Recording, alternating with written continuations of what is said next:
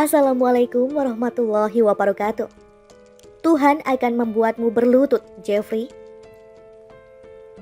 Ketika masih anak-anak, saya berjalan-jalan di pantai. Dr. Jeffrey Lang pernah bertanya pada ayahnya tentang keberadaan surga. Pertanyaan anak-anak yang memiliki rasa ingin tahu yang tinggi dan bisa menjadi pertanda bahwa suatu saat kelak, Lang bakal menjadi sosok yang melihat segala sesuatu dengan cara berpikir logis dan rasional. Tanda-tanda itu terbukti ketika Lang dewasa, akhirnya menjadi seorang profesor di bidang matematika, bidang studi yang tidak memberi tempat bagi apapun kecuali logika. Lang menyelesaikan sekolah menengahnya di sekolah Katolik khusus laki-laki, Notre Dame Boys High. Sejak di sekolah menengah itu, Lang sudah menyatakan keberatannya atas kepercayaannya adanya Yang Maha Kuasa. Pendeta, orang tua, dan teman-teman sekelasnya gagal meyakinkan Lang tentang eksistensi Tuhan. Akhirnya pada usia 18 tahun, Lang memilih menjadi seorang ateis dan itu berlangsung hingga 10 tahun sampai Lang menyelesaikan studi doktoralnya. Tapi di antara masa-masa itu, Lang pernah mendapat mimpi aneh. Dalam mimpinya ia melihat sebuah ruangan kecil tanpa satu pun perabotan di dalamnya. Dinding ruangan itu berwarna keabu-abuan. Lantainya ditutupi karpet dengan dominasi warna merah dan putih. Di bagian atas ada jendela berukuran kecil. Dari jendela itulah cahaya masuk dan menerangi ruangan. Ada barisan orang di dalamnya, dan saya ada di barisan ketiga. Semuanya laki-laki, tidak ada perempuan. Kami semua duduk dengan posisi tumit kaki ke arah belakang, menghadap ke arah jendela itu. Rasanya aneh. Saya tidak mengenal siapapun, cerita Lang soal mimpinya. Dalam mimpi itu, Lang berpikir bahwa ia mungkin ada di negara lain. Lalu ia dan orang-orang di dalam ruangan itu membungkuk bersama-sama dengan posisi wajah menghadap ke lantai. Suasananya sangat tenang dan hikmat. Tidak sedikit pun terdengar bunyi-bunyian. Tiba-tiba kami sudah duduk lagi di atas tumit. Saat saya melihat ke depan, ada seseorang di depan yang memimpin kami. Dia ada di tengah, tepat di bawah jendela. Dia berdiri sendirian. Saya hanya bisa melihat sedikit punggungnya. Orang itu mengenakan baju warna putih panjang dan kepalanya dibalut dengan syal warna putih bermotif merah. Dan saat itulah saya terbangun dari mimpi itu, tutur Lang.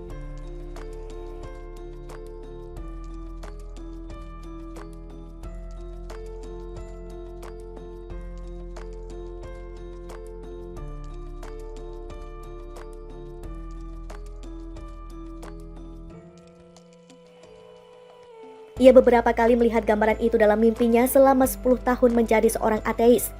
Tapi sebagai seorang yang mengedepankan logika dan cara berpikir rasional, Lang tidak merasa terganggu dengan mimpi itu.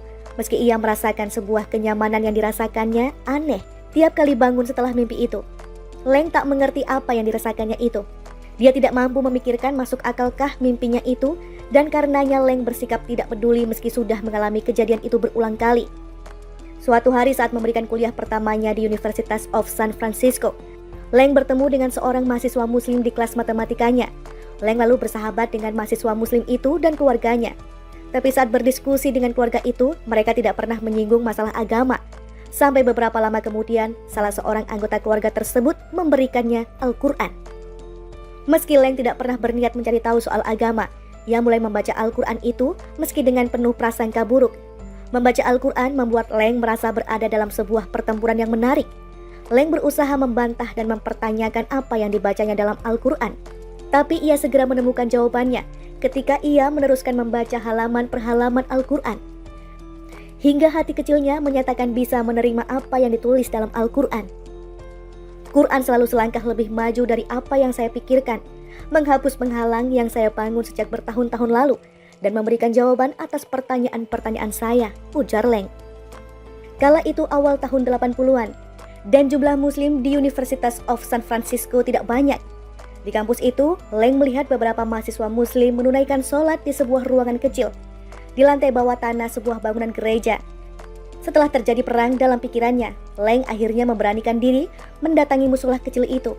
Dan beberapa jam kemudian setelah Lang keluar dari ruangan itu, ia sudah menjadi seorang muslim karena pada hari itu juga Lang memutuskan untuk bersyahadat. Setelah bersyahadat, kebetulan masuk waktu sholat zuhur dan Lang diajak sholat bersama. Ia pun berdiri dalam shaf bersama mahasiswa lainnya dan yang menjadi imam hari itu bernama Ghassan. Begitulah perjalanan Dr. Jeffrey Lang menuju cahaya Islam. Dari seorang yang tidak percaya adanya Tuhan, menjadi orang yang memiliki keyakinan kuat akan keberadaan Tuhan. Leng masih ingat ayahnya berkata, "Tuhan akan membuatmu berlutut, Jeffrey," ketika Leng berusia 18 tahun dan menolak keberadaan Tuhan. Perkataan ayahnya menjadi kenyataan. Sekarang Leng berlutut dan bersujud dengan dekapan Islam. Leng merasa Tuhan menyayanginya dengan menuntunnya ke agama Islam. "Saya merasa bahwa Tuhan selalu dekat, memberikan arah pada kehidupan saya," tukas Leng.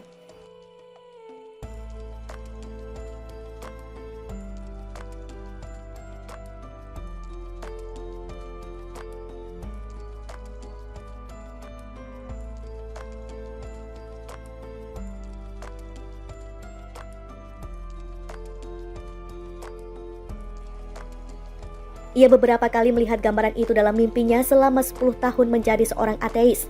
Tapi sebagai seorang yang mengedepankan logika dan cara berpikir rasional, Leng tidak merasa terganggu dengan mimpi itu.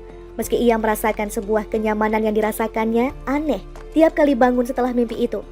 Leng tak mengerti apa yang dirasakannya itu. Dia tidak mampu memikirkan masuk akalkah mimpinya itu, dan karenanya Leng bersikap tidak peduli meski sudah mengalami kejadian itu berulang kali. Suatu hari saat memberikan kuliah pertamanya di University of San Francisco, Leng bertemu dengan seorang mahasiswa muslim di kelas matematikanya. Leng lalu bersahabat dengan mahasiswa muslim itu dan keluarganya. Tapi saat berdiskusi dengan keluarga itu, mereka tidak pernah menyinggung masalah agama.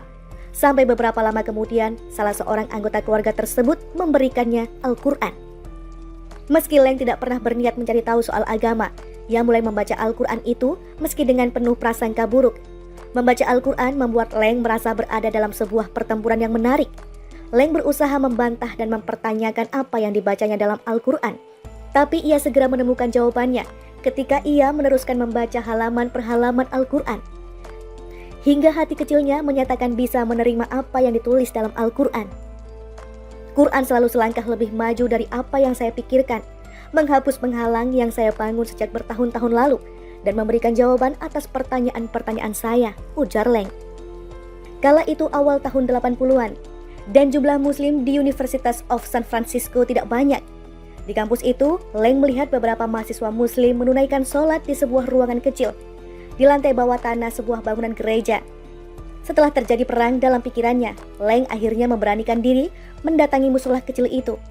Dan beberapa jam kemudian setelah Leng keluar dari ruangan itu, ia sudah menjadi seorang muslim karena pada hari itu juga Leng memutuskan untuk bersyahadat. Setelah bersyahadat, kebetulan masuk waktu sholat zuhur dan Leng diajak sholat bersama. Ia pun berdiri dalam shaf bersama mahasiswa lainnya dan yang menjadi imam hari itu bernama Ghassan. Begitulah perjalanan Dr. Jeffrey Leng menuju cahaya Islam. Dari seorang yang tidak percaya adanya Tuhan, menjadi orang yang memiliki keyakinan kuat akan keberadaan Tuhan. Leng masih ingat ayahnya berkata, "Tuhan akan membuatmu berlutut, Jeffrey," ketika Leng berusia 18 tahun dan menolak keberadaan Tuhan. Perkataan ayahnya menjadi kenyataan. Sekarang Leng berlutut dan bersujud dengan dekapan Islam. Leng merasa Tuhan menyayanginya dengan menuntunnya ke agama Islam. "Saya merasa bahwa Tuhan selalu dekat, memberikan arah pada kehidupan saya," tukas Leng.